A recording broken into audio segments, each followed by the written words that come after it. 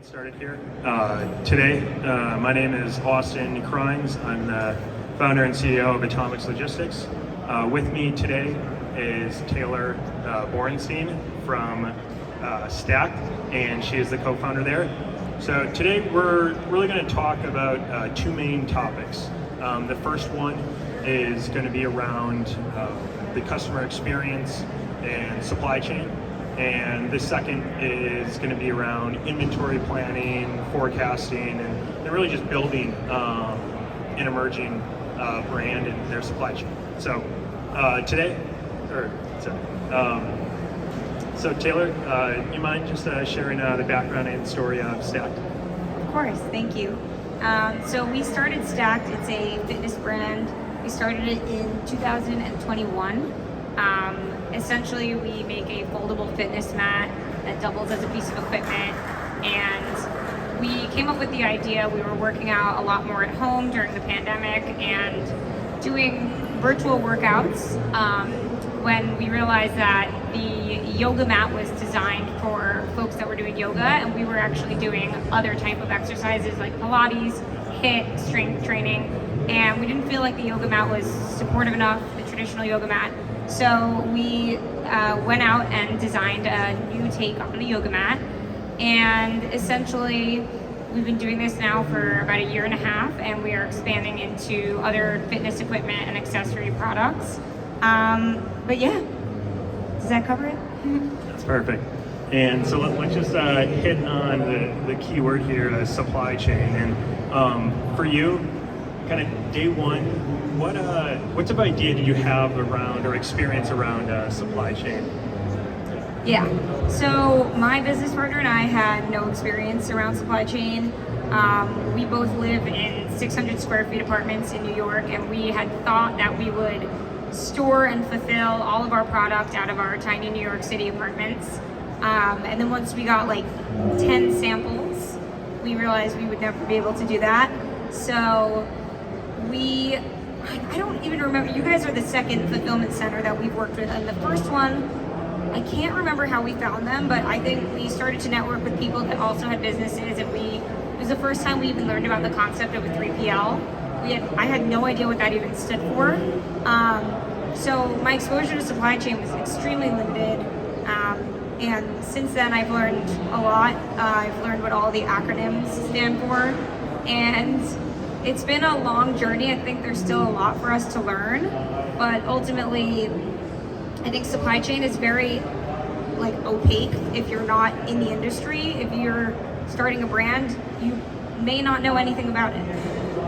Yeah, thank you. Touching on the fulfillment partner perspective, before making that decision or even throughout that experience, if you had to kind of give advice or think back about that first experience, what would you give to a brand of saying, hey, this is what you should kind of look for in a partner, or this is how you guys made your decision, whether that was what you should have thought about in the beginning or kind of just learning, or what have you learned kind of throughout that process? Yeah, so I'd say first and foremost, if I was speaking to someone who's just getting started, I would probably say figure out where your customers may or may not be or where you're targeting, and think about location. But it does seem like a lot of fulfillment centers are essentially located in the States. So that was the number one thing that we looked for initially, and then as time went on, our biggest focus was really finding a modern tech integrated fulfillment center. So it's really important for us to be able to see where our orders are and where they are in the supply chain, as well as cancel or hold or alter an order on demand. So having technology like you guys do at Atomix has been really integral to building our business. And then beyond the tech integration, I would say communication is key. So my partner and I are both young female founders. We wanted to work with people that we felt comfortable with, that we can build a partnership with. So I think like anything else, when you're looking for a vendor or a partner, there's do we click? And for us, it was, do you have the technology that we need, and are you centrally located? Those are the three big things. Awesome, thank you. And for you guys have had some awesome experiences. You guys were on Shark Tank, you were on the Today Show. A few questions around those points that I think could be helpful for other brands or anyone in the space is, one, kind of how did you guys get those opportunities? I think that's often a question I hear. And then the second part to that is, how is the planning around that, whether that was planning for customer demand or that inventory use? So I'll take this. Yeah, so starting with how we got the opportunities, Shark Tank, they found us on TikTok, so, and that kind of weaves into this whole, concept around inventory planning. TikTok is obviously a super modern way to attract customers, and how it works essentially is that if you do go viral or have a positive success on TikTok, in a matter of a moment, you'll need more inventory than you could have expected. So we were sought out on TikTok via Shark Tank. We went on Shark Tank, we aired in October of 2022. And then the Today Show more recently, that was actually 2 weeks ago or so. Both of those opportunities we could plan for to an extent. Like, we had a few weeks out where we could give you a heads up and say there's going to be more orders. But in terms of planning for any further out, like, both the opportunities, they don't give you much lead time in knowing how much inventory to order, whether or not you're going to air, whether or not you're going to be on the show. So it's really a shot in the dark. And for us, in both cases, we under-ordered, so we didn't necessarily over-prepare, and now we're not sitting on inventory. We took a different route and we sold out, which could be good, could be bad, but that's where we netted out. Yeah. Sounds great. And let's talk kind of on that second point, or that last point that you just made, around inventory shortages. And I think, generally speaking, I agree with the philosophy of kind of overselling, but there's always nuances to it. But with that, I think you guys had an interesting experience of receiving damaged inventory. So if you want to kind of walk through just that experience and kind of finding the right manufacturer or having to deal with a scenario like that, we'll kind of start there. Yeah. So we did receive nearly a container full of damaged inventory, and it was not damaged in like the shipping or that the freight process. It was damaged at the manufacturer.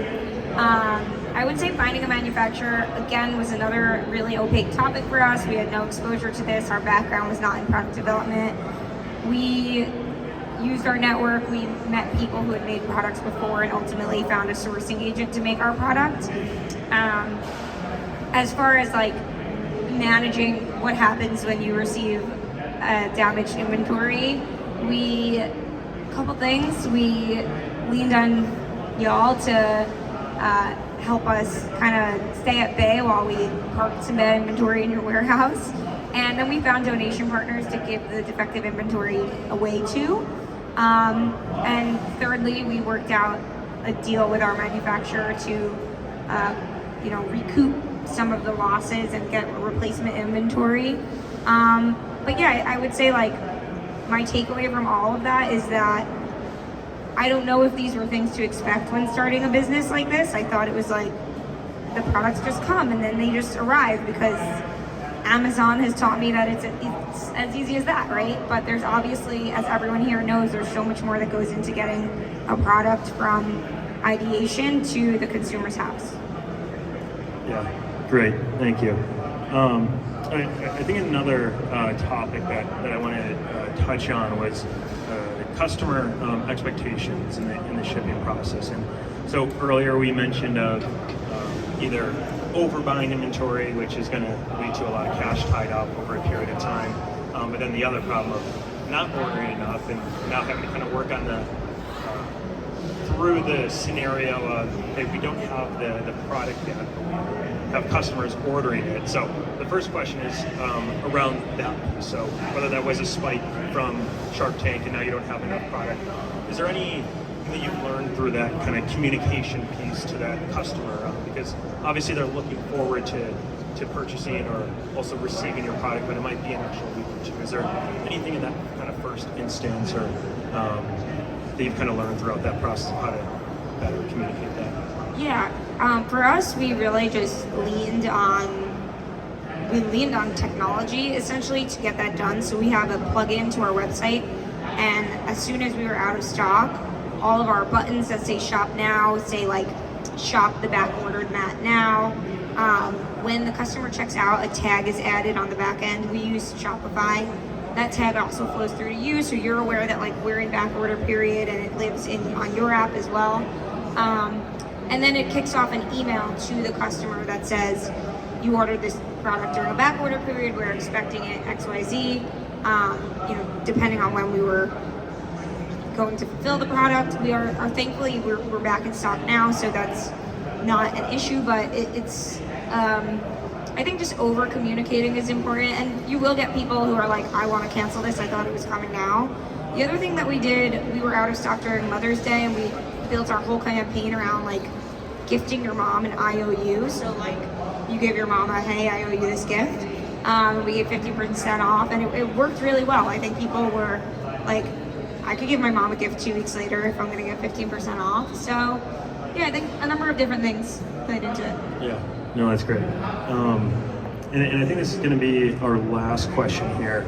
And taking a step back here, when we think about the selling channels and where you're distributing your product through, I think the world where we're kind of living in today that we see on a client side is this omnichannel world. So selling direct to consumer, selling into retail, selling on Amazon. So being wherever your customers might be. So for you, how did you guys first think about where you were selling when you started, and has that changed today? Yeah, kind of those two questions around where you guys sell.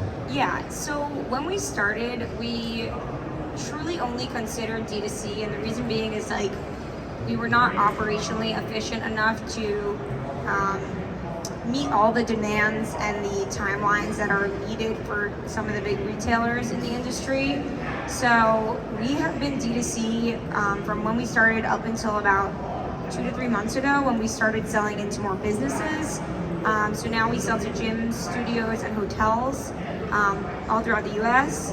And starting this fall and holiday season, we'll be launching in some retailers and opening the doors to more retail partnerships. I think we just didn't want to like run before we can walk. That's been our whole thing the whole time. Like we have not, we haven't raised any additional capital or done anything to like extremely hyper grow in a short period of time, because we want to get our footing down, and now we feel like we're ready to take those next steps. So we used the first year to warm up, get feedback, and operate a D2C business before jumping into other channels. Yeah, and I think even that last point there that you just made is so important to reiterate, of kind of walking and crawling and then running. And to one, like throughout that process, you learn so much about your customer and what they like about your product. Like you may have had an idea in the beginning, but now you've had to iterate on it or change. So I think just from that experience, we often will see like the headlines of, hey, you have to raise this much money, or you get all that. But I think kind of that effort and that learning that you guys learn throughout the supply chain, and now if you have to hire an ops manager in the future or a CFO or something, that you've had that experience and you know what to learn with. Yeah, definitely. So that's our last question.